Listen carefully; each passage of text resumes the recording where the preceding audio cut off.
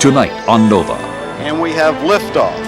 NASA astronauts on a mission impossible, repairing the crippled Hubble telescope in space. Oh, look at that baby. At zero gravity, it becomes a task as delicate as it is dangerous. The screw is gone. Up here, even the tiniest mistake could critically damage the $2 billion telescope. Join Nova behind the scenes on a high-stakes rescue mission in space.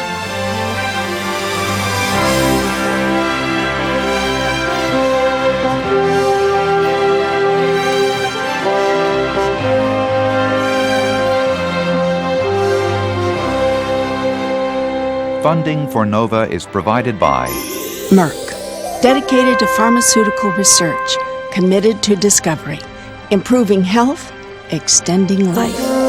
Merck. and Lockheed, America's aerospace company, supporting math, science, and engineering education for national technology leadership. Major funding for Nova is provided by the Corporation for Public Broadcasting and by annual financial support from viewers like you.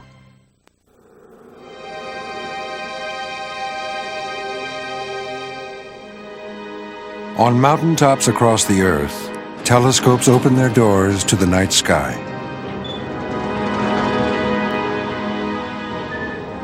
Each evening, they gather and concentrate the faintest rays of light from distant objects. Light that has been traveling for millions of years across billions of miles. By capturing starlight, we can explore a place that is otherwise unreachable and unknowable. Ever since the invention of the telescope, the quest to discover what's out there has inspired astronomers and captured the public's imagination.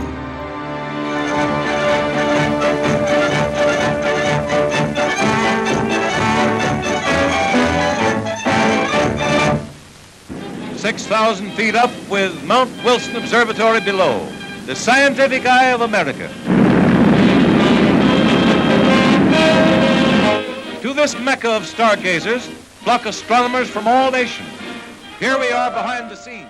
Back in the 1920s, a man named Edwin Hubble made a discovery that would set the course for astronomy in this century. He was the first to see that there was more to the universe than our own Milky Way. Beyond it lay ghostly clouds of light that hinted that there were thousands of other galaxies to explore. But no matter how good the telescope, for Hubble and every astronomer to follow, the ability to see clearly has been limited by one thing: the Earth's atmosphere. Light travels through the vacuum of space, absolutely pristine for billions and billions of years.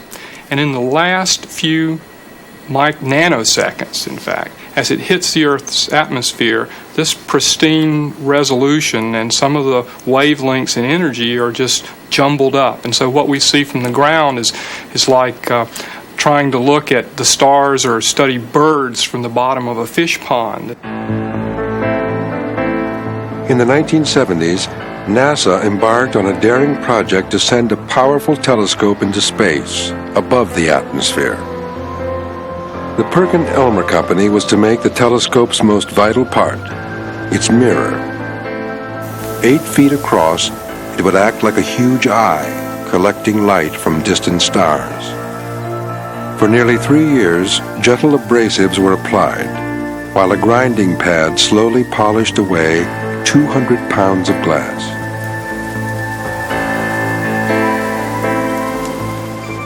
When it was finished, no bump or ripple on this mirror could be more than 1/1,000,000th of an inch high. This was the smoothest large surface in the world. In 1984, by the time all the elements of the telescope arrived at Lockheed for final assembly, the project had already cost $500 million and 50 million man-hours.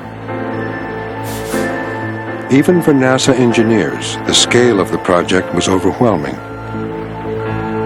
The physical thing about the telescope is it's so big.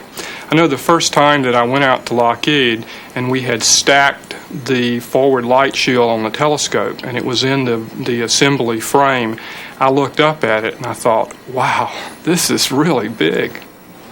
You don't really get a feel for the size of it. It's until you stand at the bottom. It's almost 5 stories tall. This is like launching a small office building, if you will, into space. And just the size of it is the first thing that strikes you. So trying to handle it, trying to test it, trying to assemble it. I mean, everything about this project was big. Especially the budget. And because of the Challenger disaster, the finished telescope would spend years in a clean room at a cost of $7 million a month. T-10, go. Finally, in 1990, after decades in the making, NASA was ready to launch the telescope into space. 1, and liftoff of the Space Shuttle Discovery with the Hubble Space Telescope. Window on the Earth. Everyone had high hopes for this miraculous telescope. With it, astronomers expected to see 10 times more clearly than ever before, and to unlock the secrets of the universe. But 2 months later, astronomers struggling to make sense of the first images sent back from space came to a shocking conclusion. To everyone's disbelief, the telescope was out of focus. The blurred images were caused by a mirror that was too flat. The curvature was off by less than the width of a human hair, a minuscule defect, but enough to ruin the pictures. And I got a call from, I forget who actually called me, but it was somebody from Goddard, probably the project scientist, who said, hey, you better come in. You know, we've got, the problem is real, it's beyond our ability to fix it, and we've got to go public with it. Top NASA brass had difficulty spitting the words out. The conclusion we've come to from that is that there's a significant spherical aberration appears to be present in the optics, in the optical telescope system optics. Reporters looking at the first pictures were incredulous. What might have made this happen? What are the possible things that could have happened to make this mirror not look like... Public outrage mounted as the cost of the blunders sank in. An investigation revealed that engineers had discounted data suggesting something was amiss. In addition, the very optical test designed to check the mirror was itself not set up correctly. NASA and Perkin-Elmer both blamed the mistakes on cost and schedule problems. The Inspector General's report points to a kind of climate on the program in 1981 and 1980, the time when the mirror was being ground and polished. It was a climate on the program where people were extremely concerned that the program might get cancelled. The budget pressures were enormous. The time pressures were enormous. So there was a great sense that if problems are brought forward without good solutions, maybe the program itself might get cancelled. Whatever the reasons, cartoonists had a field day. Meanwhile, scientists who'd staked their careers on the space telescope were devastated. It was pretty awful because we weren't sure what the future, would bring. There was no guarantee at that point. In fact, we didn't even have a plan to fix it. Hubble, of course, was built with servicing missions in mind. But when you have a major problem like this, the big primary mirror broken, essentially, how do you fix that? 3 months later, top engineers gathered at the European Space Agency in Germany still hadn't arrived at a solution. Somehow or other, they had to get corrective lenses into the telescope so the light could be refocused. But that wasn't going to be easy. The problem here was how to gain access to this area. very deep inside the telescope. There was no way for astronauts to reach in. It's very much at the heart of the telescope, at its very center core.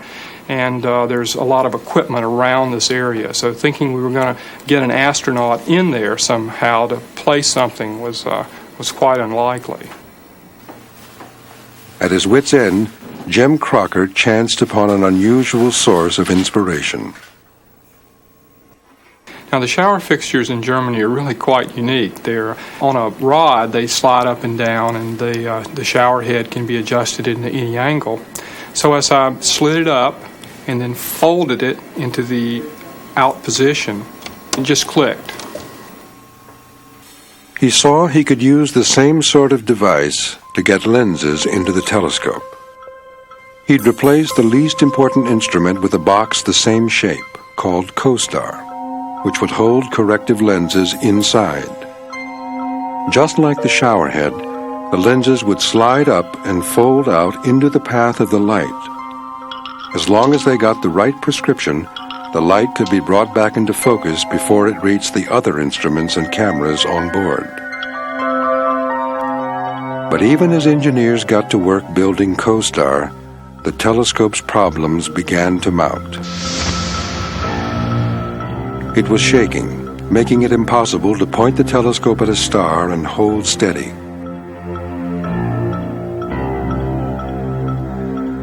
This was because the solar arrays which power the telescope shook when sudden temperature changes caused their supports to expand and contract. As other defects came to light, the telescope became a symbol of everything that was wrong with NASA. An ambitious repair mission was planned. The pressure was bad enough to fix Hubble, but then the media started printing things like the future of the agency depends on this mission, the future of space station depends on this mission. If they can't fix Hubble, how could they do a space station? So things were bad enough, and now suddenly on our shoulders was the future of our agency and 25,000 employees within NASA and 180,000 contractors who support NASA. So to say the pressure was on would be an understatement.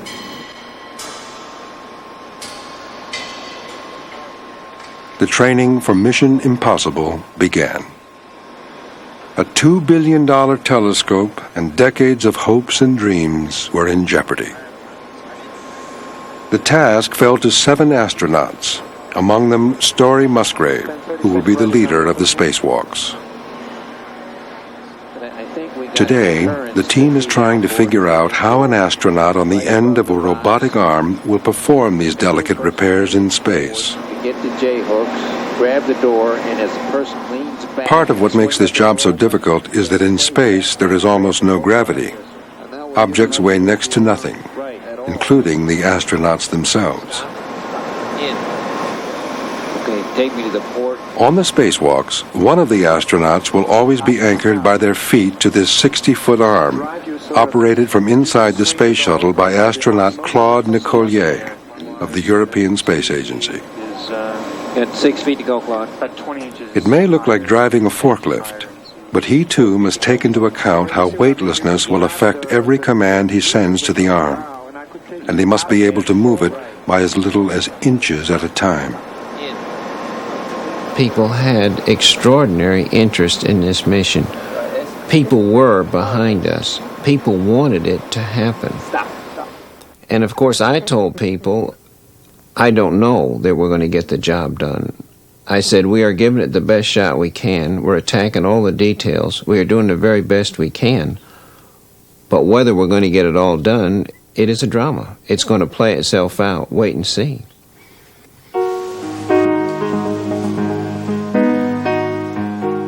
Astronaut Tom Akers is an Air Force pilot. During the spacewalks, he will be teamed with Kathy Thornton, known as KT, a nuclear physicist with 2 space missions behind her. Because the stakes of this mission were so high, the astronauts worked in a fishbowl environment. Each practice session was rigorously scrutinized by an army of experts.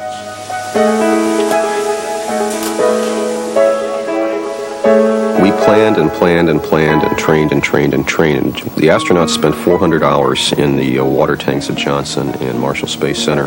And the management team also went to Johnson during these integrated simulations. And there was another little team, the problem team, I think they were called, whose only job was to come up with every conceivable problem they could think of, and some that we couldn't have thought of ourselves, and then throw them at us during the mission.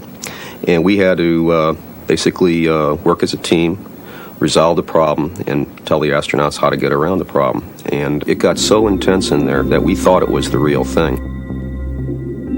To simulate the environment of space, the astronauts go underwater to work with a mock-up of the telescope. There's riding up on the rail. They need to lift up just a little bit. KT practices riding on the arm as Musgrave tries to anticipate how the spacewalks will unfold. Bring your end out a little, KT. We're pitching Because the buoyancy of water simulates the weightlessness of space, KT can practice how it will feel to pull out the 600-pound instrument that will be replaced by CoStar. Hey, bring me down, Claude, a foot. Down, Claude, thank you. Hey, wait a second here, Tom. You can't push any. I can't push or pull here. Okay, hold on. Every training session has the potential to reveal some tiny but critical detail that could foul up the mission. Bring me up, Claude. For a moment, KT feels caught. Oh, we had a strap hanging down. That might be real world. What's it hanging from? Who knows? Bring me up a little more, Viz, in the way. Hey, bring me up, Claude. Finally, they figure out the best way to get the instrument out of the telescope. But there's one drawback to this training. The water tank can fool you in a number of ways. First of all, you have the viscosity of the water, which makes it a little harder for you to move, so you put more muscle into it to move. If you do that in space, you're really going to be moving. It also has drag to it that keeps your rear end behind your front end when you're moving forward. And that's not true in space either. You have to, when you're moving, you have to control not only the location of your body, but also your attitude. So you don't roll off in this direction, or when you go to stop, your hands stop and the rest of your body just keeps on going in an arc over your hands. So I've got gravity. A new kind of simulation teaches the team what it's like when there's no atmosphere. Here, Jeff Hoffman, an astronomer and astronaut, learns not to push too hard when he touches objects in space. An elaborate rig keeps Hoffman suspended above something called the air-bearing floor, where air is pumped in at such high pressures that objects move and float at the slightest touch. I think this works pretty nice. This is a nice simulation. But even after thousands of hours of training, no one was relaxed about the coming mission. There we go. I don't think being scared is bad.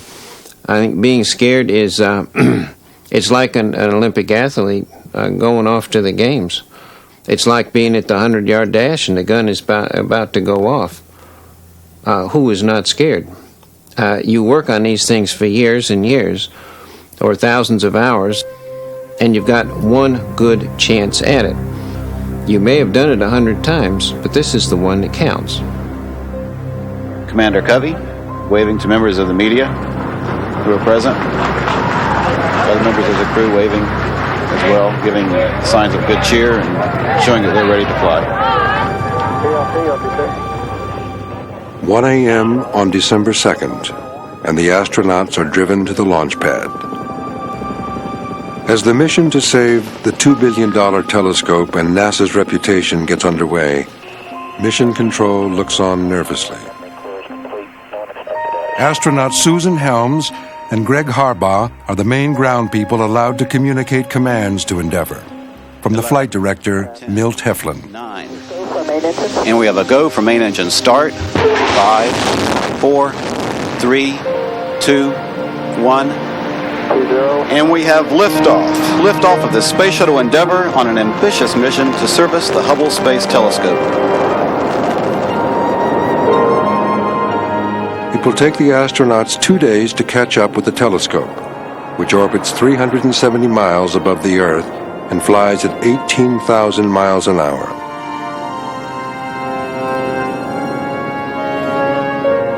As they leave the Earth's atmosphere, the astronauts locate the crippled telescope, which appears like a bright star. A Hubble out of focus is a real problem. And so I think it was a landmark mission in which people were looking to NASA and saying, can NASA really do what they say they're going to do? I think the world wanted Hubble to be fixed. Endeavour closes in on the telescope, guided by Commander Dick Covey and his pilot Ken Bowersox. Tally-ho on Hubble there, Houston. Copy that, Covey. We're anxious to hear any words you have to say about what you see. And Houston, it's really big. We can't wait to see the video, Sox. As the telescope comes within reach, Claude gets ready to grab it with a robotic arm. The grapple happened exactly at sunset. So at the time I was approaching with the arm in order to grapple the telescope, we had sunset, so we had very rapidly changing illumination condition. In fact, the sun sets and rises in about 15 seconds on orbit. So rapidly changing conditions made things more difficult for me. I wouldn't say that you have only one trial, but you can't make too many mistakes there, obviously.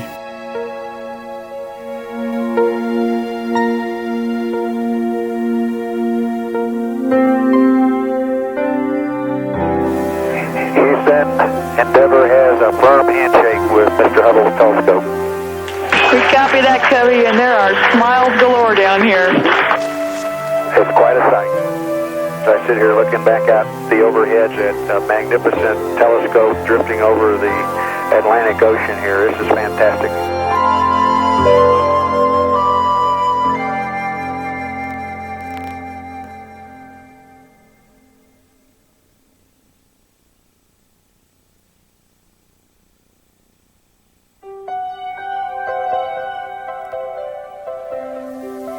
Hello, Houston. We are inspired. We are ready. Let's go fix this thing. Sounds like a good plan, Endeavour. Good morning. The astronauts readied themselves for the first of 5 spacewalks, preparing helmets, checking over the day's plan one last time, and attaching medical sensors to monitor their physical health. This was a mission in which attention to thousands of details was the only way to guarantee success. I like the heat of the kitchen. I live in it, and I've lived in it for decades, and I thrive on it. And so it gets me up to where I've got to be. Going out the door for the first time, I was incredibly interested, concerned about, have we nailed it in terms of our imaginative process? Are the simulators right? Are the mock-ups right? Did we approach this job right? As they leave the shuttle, Musgrave's partner, Jeff Hoffman, rides on the end of the robotic arm. Go ahead. The RSUs have been powered off. They will complete their spin down at 19:26:33. Before the astronauts can fix the optical problems, they must replace 3 failed gyroscopes, which are needed to accurately point the telescope. Mission Control watched every move. Attention mount story, is it going to come out right? Yes, it is. But I got to work here. In less than 2 hours, Musgrave has installed the new gyroscopes. Getting out of the telescope without bumping anything is the tricky part, so Hoffman guides him out. Okay, you sort of slowly work yourself out. I've got your feet. Okay. Once each new part is installed, Mission Control does an aliveness test, a quick check to make sure the electrical connections work. Okay, pull me away. Endeavour, Houston. Go ahead. Not to get you spun up, but we have 6 good gyros on the telescope.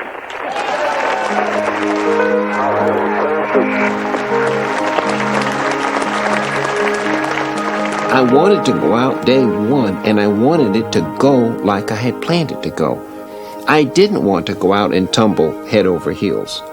I didn't want to go out and find out right off the bat things are not working the way they did downstairs, and that's the way the whole 5 days is going to go, one surprise after another. But they were due for a big surprise. Something as simple as closing the doors turned into the kind of problem Musgrave feared. feel no assistance until the inside of the door is even with the outer door envelope on the telescope. And I can see the door. As the doors refused to close, precious minutes ticked away and tensions mounted. Okay, I'll tell you what I want to do is to open it up again and so we can see what it's hitting. And don't you want me to sit down and I do. I want you to do the bottom story. Yes, Jeff, I'm a free floater. You know, it takes me a while to get out. I realize that. Okay. Mission Control suspected that the problem was due to a temperature difference between one door sitting in the shade and the other in direct sun. They opted to wait for a light change. But Musgrave had his own idea. He wanted to use a tool called a come-along, a clamp that would ratchet the doors shut. Mission Control wasn't eager to follow his suggestion. Well, you talk about a device which is massive and has a massive strap and is usually used for massive forces, and Story's proposing to use that on the doors, of course you're going to run into a little resistance. It took a little pleading on my part to say all I want it for is about 5 pounds, but given that, it's a lot steadier force than my trying to jerk on the thing. And I think with a little bit of begging, a little persuasion, away we went. With a strap on each handle, they cranked the doors shut. I got it. The bottom is engaged. All right. Yes. And the top is engaged. All right. Good work, guys.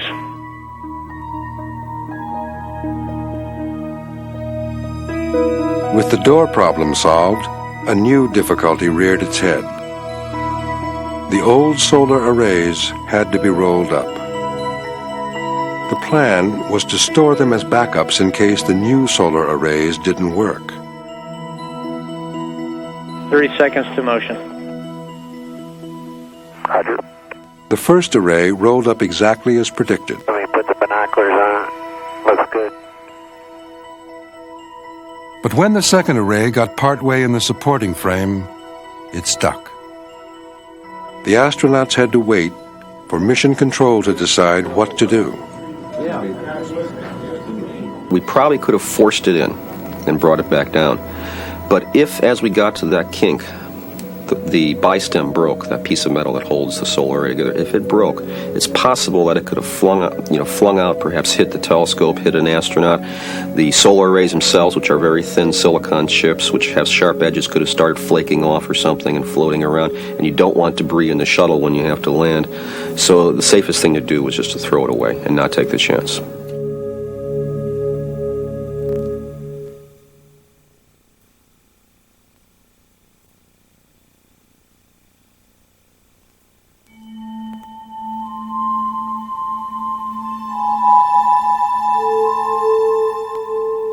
By the next morning, Mission Control had decided to jettison the damaged array. Kathy Thornton and Tom Akers prepared for their first spacewalk on this mission. Interesting thing about this is this was not the first spacewalk for any of us that went outside, and so the initial feeling of anxiety that you might have the first time you go out is more, can I do it? I spent my time hanging in the airlock thinking, this is just like the water tank. It's just like the water tank. It's going to work just like the water tank. Just trying to tell myself that nothing was going to go wrong. The first task KT would perform would be dangerous.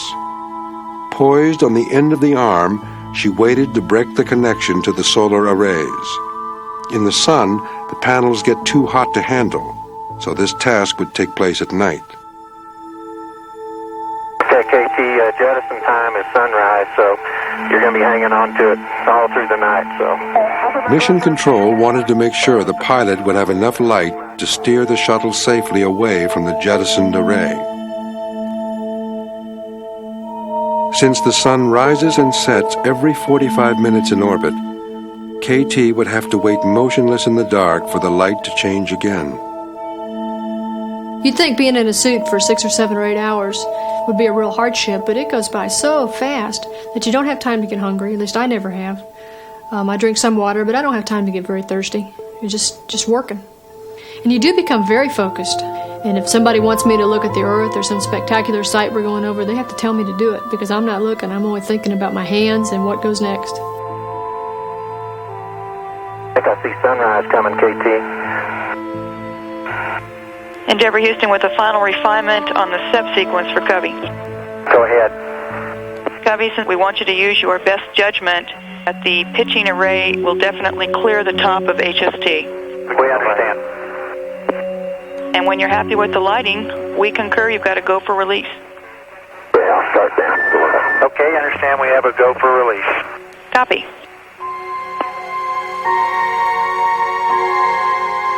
Okay, KT. You ready? Yeah, I'm ready. Okay, they say you got to go for release. Expect 20 pulses on your RHT. Hey, no hands. And there's going to be 20 pulses on the RHT for a set burn. Okay. Look how stable you left that. Yeah, you're incredible. Just really knowing it looks just like a bird.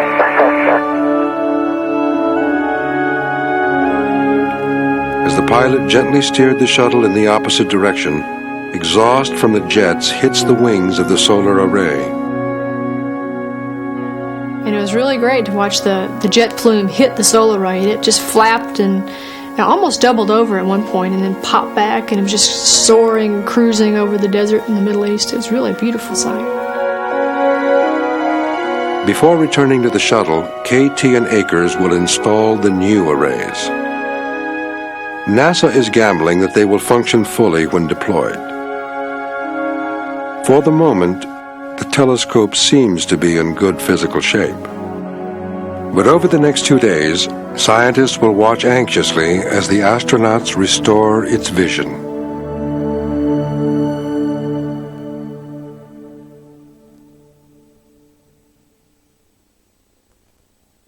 Going into the servicing mission, I was sort of giving it a 50-50 because I knew a lot of the people who were heavily involved in the project were highly capable, so I had confidence in their abilities. But there were so many unknowns because we had not done anything that was this complicated before. And the optical prescription that was decided on, was that really right? We had a lot of people checking, but was it really going to do the job? Luckily, NASA has 2 chances to get the prescription right. Today, Musgrave and Hoffman removed the wide-field planetary camera known as WIFPIC, designed to take pictures of large areas of the sky. They'll replace it with a new one, which has its own corrective lenses built in. Even if CoStar fails to work, at least this new camera should take clearer pictures, providing that the astronauts don't damage its delicate optics. We knew we were a threat to the telescope, our very presence. I was worried about even touching Hubble. It's been out there 3.5 years. Even the slightest touch, you may create some kind of dust. I was worried about putting our tethers at a metal hook onto handrails that had paint on them, and any kind of tension on that is going to make some little chips.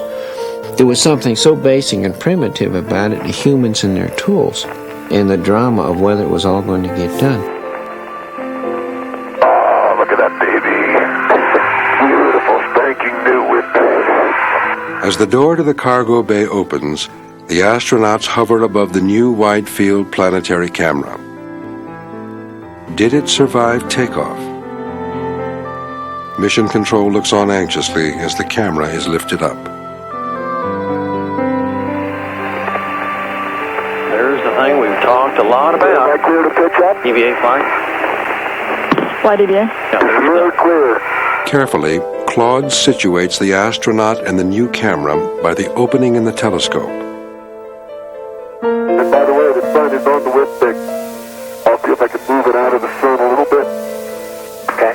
Need Claude to bring you port. Okay, it's in the shade. Okay. Now comes the most critical moment. Mission Control waits patiently for Story to lift off the camera cover. That is the only case in which we had to deal with optics. So on the ground, every time I came up on a mock-up on that mirror, I simply stood there and did it forever until somebody physically hauled me off of it and said, "You're going to break it or we have to leave."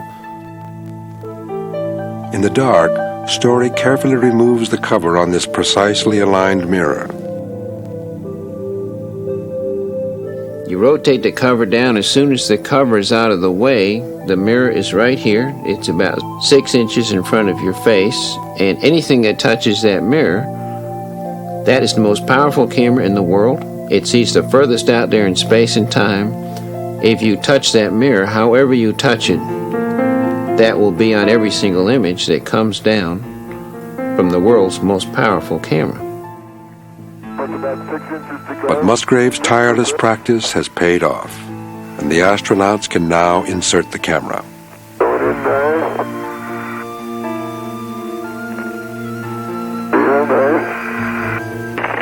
Looks like it's in there. Yeah. Okay, are you ready for me to let go? Endeavour Houston. Go ahead. Have some good news. We had a good aliveness test on with pick 2. All right. Good. Well, I think we hopefully have a lot of eager astronomers ready to use this beautiful thing. That is it. Again, great day's work today. So good night, sleep well, and we'll talk to you in the morning.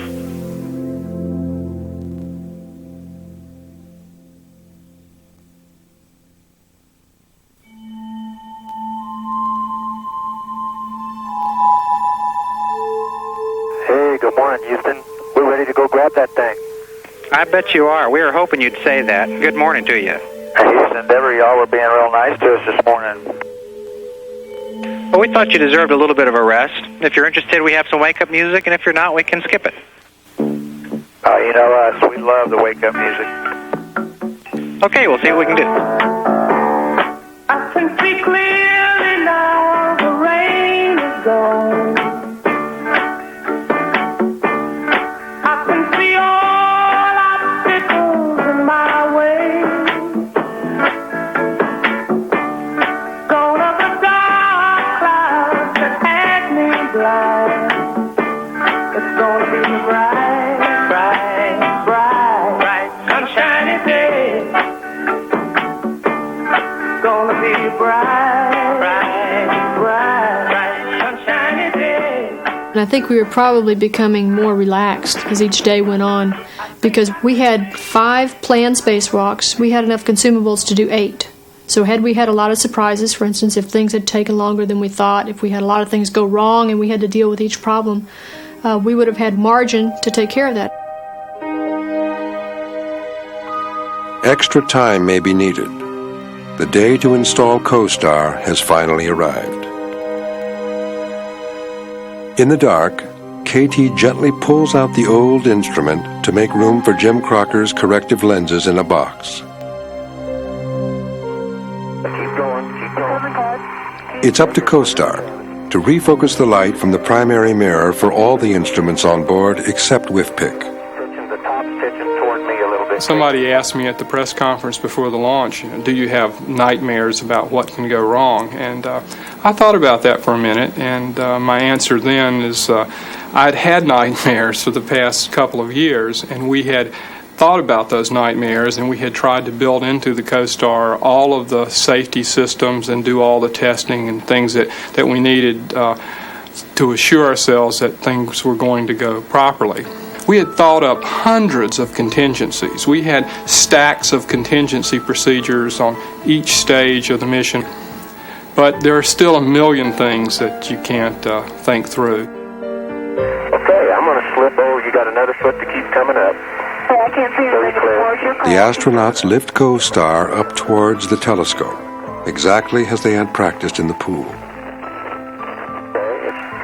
But no simulation can ever be just like the real thing. Take it away, please. Hey, God. While these instruments were designed to be changed out, we had not actually changed them out in a way exactly like we would on orbit. So you're building something on the ground to a set of prints or drawings, and you always worry about that unknown, that bolt head that's a little too long, that piece of insulation that's kind of sagged out of place. And so the tolerances were very tight and they were tight of necessity. Basically, you want the instrument to be right in the heart of the telescope. You want its corner to be right down in where you can get the best optical quality. What's daylight we got left? Not much, Store? 42 minutes. Coming. All right. I think the thing that concerned me the most was getting CoStar in the aft shroud, making it fit where it was supposed to fit. We knew the clearances were really, really tight. It's an easy thing to move because it's near weightless, but it's very hard to know where you're putting it, for instance, because you have this huge refrigerator in front of you. You can't see where you're going with it. That's okay, T. I'm in position. Hey, direct me back. I can't see my doors open. They've got you lined up pretty good. It looks like it's touched up. At last, the astronauts are ready to ease CoStar into the telescope. Really work on attitude, so only come in about 6 feet, Claude. Energized. That was the moment of high drama, and of course, during the mission, just as they were putting the CoStar in, we lost television coverage. So we only could listen to what was going on the downlinks. Don't think it could be in there any better, Story. The video came back in time to see that CoStar fit exactly as planned. But even though the astronauts had successfully fit CoStar inside, Jim Crocker was still sweating. Would the essential electrical connections be good? And Endeavour, we're standing by on your go to do the aliveness test.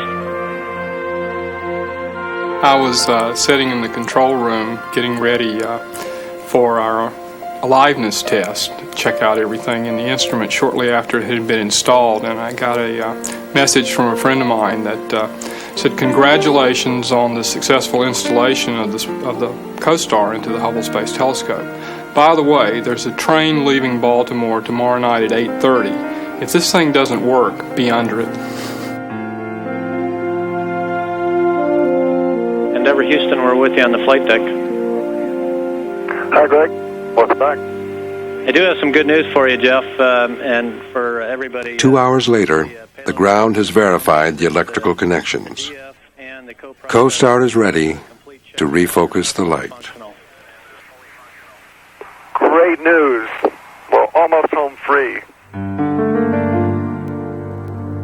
With the most critical part of the mission behind them, the astronauts get ready for a good night's sleep.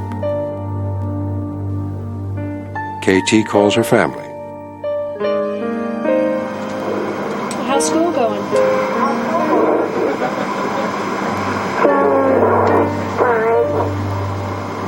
Are you learning anything? No. Why do we keep sending you to school if you don't learn anything? Oh. Before going to bed, the astronauts tether their bags to the walls so as not to bump into each other while they sleep.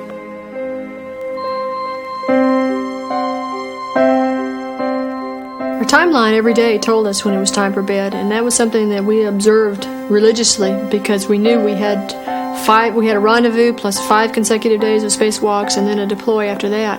And we needed to be sure that we paced ourselves to get through the whole 7 days of activity. I must confess that there is one part of the world that I like a lot. It's South America. And we had a few crossing over the Andes a little bit after our bedtime. And a few times I asked Dick if we could stay a little longer awake and leave the shutters off the window so that we could witness another pass over the Andes. And I must say that nobody complained about that because they were very spectacular.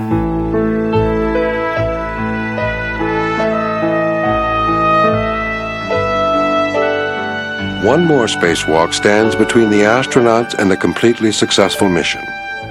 Tomorrow will bring the final task of deploying the new solar arrays.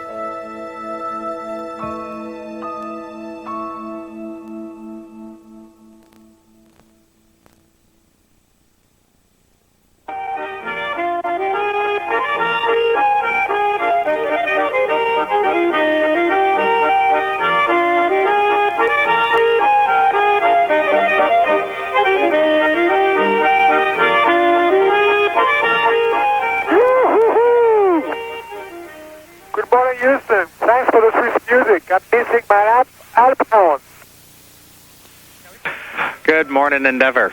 I hope you slept well tonight. The mood changes quickly as the crew gets ready to tackle their last spacewalk. Until the solar arrays are deployed, the telescope's only source of power is the shuttle. But there's a problem. The mechanism that unrolls the solar array was not designed to be changed in space, and the screws that attach it to the telescope are too small for Musgrave and Hoffman to handle. Well, another one came out of the bag, and I caught that too. All right. There were 5 or 6 different times in which I was playing with a loose screw in front of my face. And I would most of the time do this with it, trying to slow it down so I could get it stopped right there. Then I would grab it, but I couldn't even grab the screws, not with my gloved hand.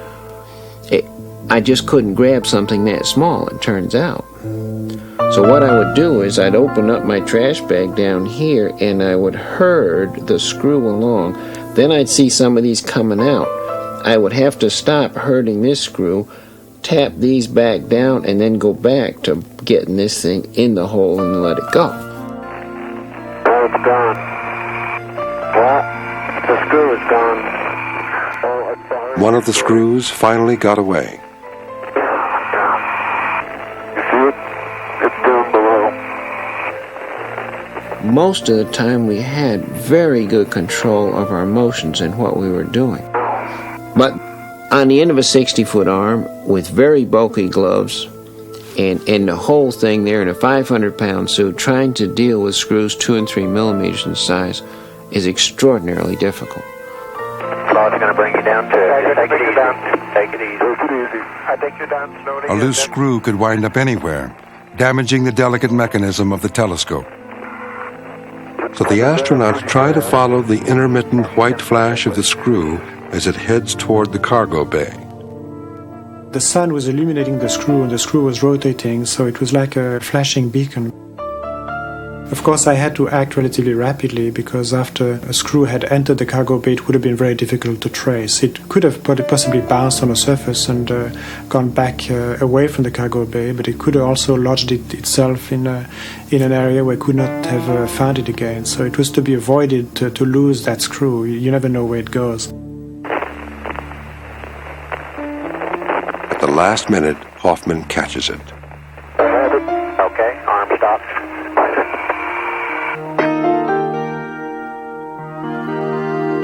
With that near miss averted, the crew can finally accomplish their mission, deploying the solar arrays. Okay, I made a nice hot stop, Tom. The astronauts remain safely out of the way, while the solar arrays unwind. Solar array now 60% deployed. Endeavour, it sure is a pretty sight.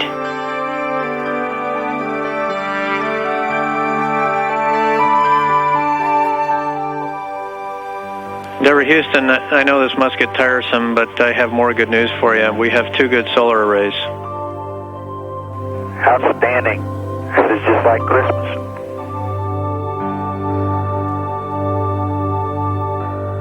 The astronauts' work was nearly done. All that remained was to release the telescope back into orbit.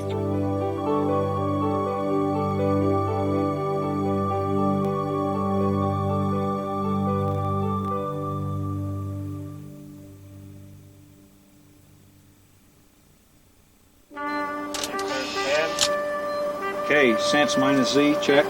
Minus Z, Flight controller powers on. Okay, pulse, low Z. Low Z. Brakes on, and on inertial burn, everything looks good. Endeavour slowly pulls away from the telescope. Flight controller power off. Okay, flight controller power is off. Houston, we have a good release. TIG SEP was 1 hour, 0 minutes, 22 seconds. And I got to tell you, these views are so spectacular, you almost get numb to it. We know what you mean. It's hard to top the one from the day before. The astronauts have pulled off the most ambitious spacewalks in history. Now all they can do is watch as the telescope drifts into its own orbit.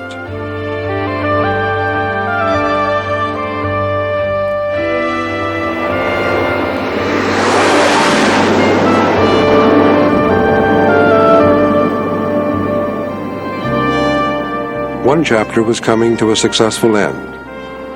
But until the Hubble sends home its first pictures, scientists and engineers won't know if they did their job right.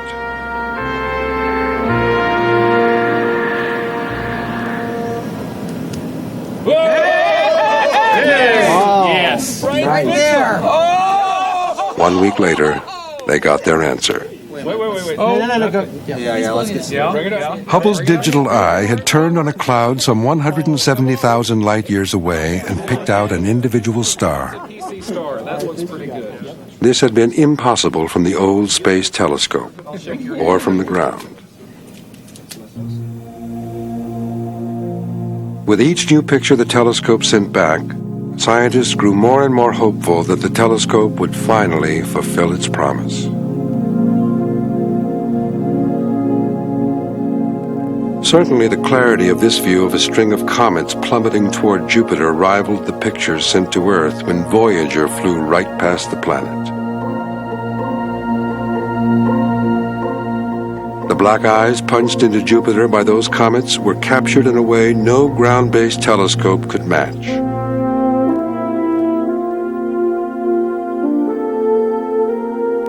Farther from home, one of the largest stars in the Milky Way, Eta Carinae, appears as no more than a haze from ground-based telescopes. The Hubble shows it 10 times more clearly, shedding huge clouds of gas and dust. With pictures like these, astronomers will be able to unravel the mystery of how stars live and die. In their long search through space, astronomers have never found a planetary system like our own. Now the telescope has picked out these dark disks, which hold the raw material for planets revolving around a young sun. It is the best proof yet that we may share this universe with other planets and perhaps other life. I have some astronomers telling me now that their models of what they expected to see at great distances in terms of what kind of details they might see in galaxies were conservative, that it's looking even better than they had dreamed. That would be great, because with that kind of capability, we're going to be able to do things that we always said would do. Distance scale of the universe, age of the universe, evolution of galaxies, search for black holes, and proof of black holes. These plumes of gas, shooting trillions of miles across space, have driven astronomers to speculate that some mighty force, perhaps a black hole, lurks at the core. The clarity of the Hubble has revealed a swirling whirlpool of gas and dust that looks as though it's being sucked inwards. In a different galaxy, the Space Telescope has measured this awesome power. A whirlpool of gas spins at 1,000,000 miles an hour around a mass 800 trillion times more than the Earth's. For many, this evidence has turned the theory of black holes into a reality. After a tortuous career, the telescope has finally become the promised window on the universe. But the story is far from over. For those interested in exploring, this is only the beginning. I have never celebrated a victory. I have never felt a release that it's done. It's like a kid graduating from high school. There's more. I will think about Hubble for the rest of my life. It is a symbol for humanity's quest. It is a reach out there for the heavens to find out what this universe is all about.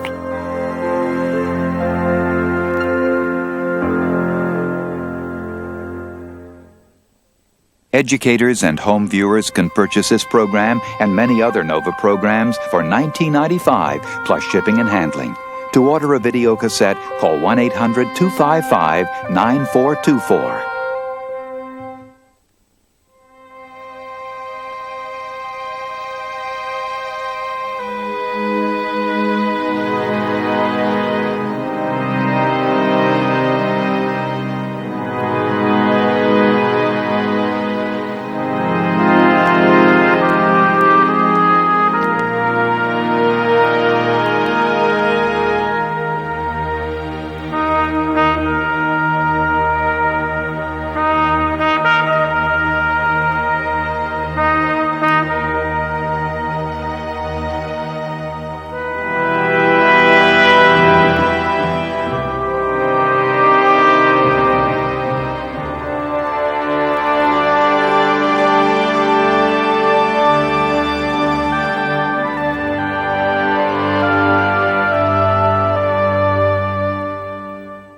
A production of WGBH Boston.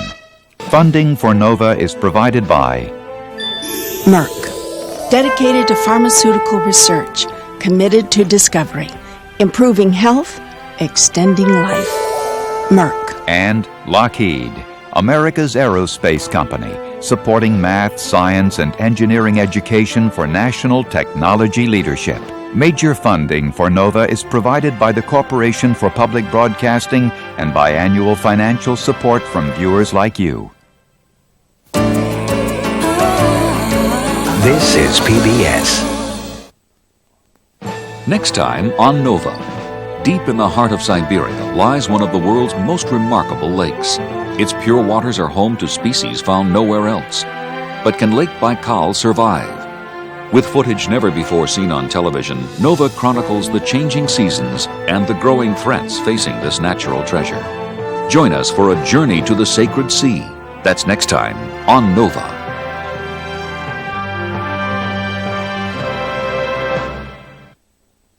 For a transcript of the NOVA program you've just seen, send $5 to this address or call 1-303-831-9000.